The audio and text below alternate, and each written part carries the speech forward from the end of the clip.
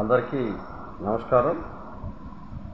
ముఖ్యంగా రేపు అనగా 27/3/2025 గురువారం ప్రకాశం జిల్లా పంచాయతీ సర్పంచుల సంఘం సమావేశం ఒంగోలు సంతపేటలోని పంచాయతీరాజ్ గెస్ట్ హౌస్ నందు జరుగుతుంది అని మీ అందరి దృష్టికి తీసుకొస్తూ మీ అందరినీ హాజరు కావాల్సిందిగా కోరుతాను. ముఖ్యంగా ఈ సమావేశంలోని మన అంశాలు ఏంటి అనుకుంటే, ఒకటి, వేసవి ముంచుకొస్తూ ఉంది, మంచినీటి ఎద్దడి తరుముకొస్తూ ఉంది. దీనికై ప్రత్యామ్నాయ చర్యల కోసం ప్రభుత్వాన్ని అనేక విధాలుగా మనం అర్జీలు పెట్టుకున్నప్పటికీ కూడా కొంత నిర్లక్ష్య వైఖరి నడుస్తూ ఉంది. అలాగే జలజీవన్ మిషన్ నిధులు కూడా వినియోగించకుండా వాటిని అనేక రకాల అవకతవకలతో అనేక రకాలుగా వాటిని అమలు చేయకుండా నిర్లక్ష్యం జరుగుతూ ఉంది. దాని మీద మనం చర్చించుకోవాలి.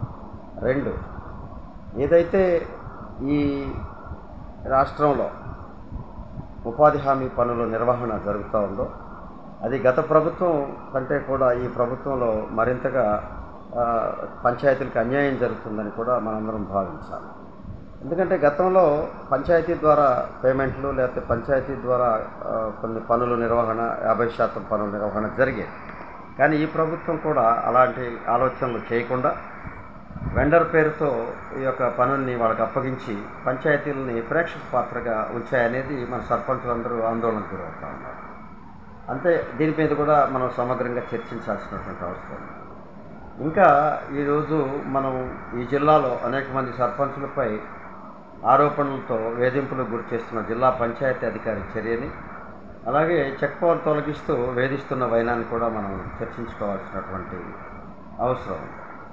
అదే కాకుండా పాత గౌరవ వేతనం బకాయిలు ఇంత మటుకి విడుదల చేయకపోగా వేతనం పెంచి ఈ యొక్క అందిస్తామన్నటువంటి ప్రభుత్వ నినాదం, ప్రభుత్వ వాగ్దానం కూడా ఇంత మటుకి అమలు జరగలేదు అనేది మనందరిలో ఆందోళన కలిగిస్తాం.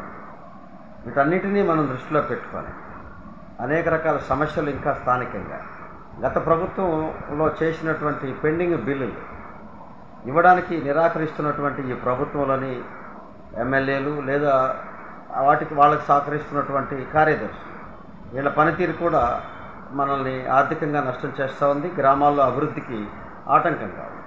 కాబట్టి వీటన్నిటినీ చర్చించి మనం ప్రభుత్వం దృష్టికి మనం ఈ విషయాలని తెలియజేయవలసినటువంటి అవసరం ఎంతైనా ఉందనే ఆలోచనతో ఈ సమావేశాన్ని నిర్వహిస్తూ ఉన్నాం. తప్పనిసరిగా జిల్లాలోని సర్పంచులందరూ ఈ సమావేశానికి హాజరై తమ సమస్యల్ని మనం తెలుసుకొని చర్చించుకొని ప్రభుత్వం దృష్టికి తీసుకుని వచ్చేటువంటి అంశంలో భాగస్వామ్యం కావాలి.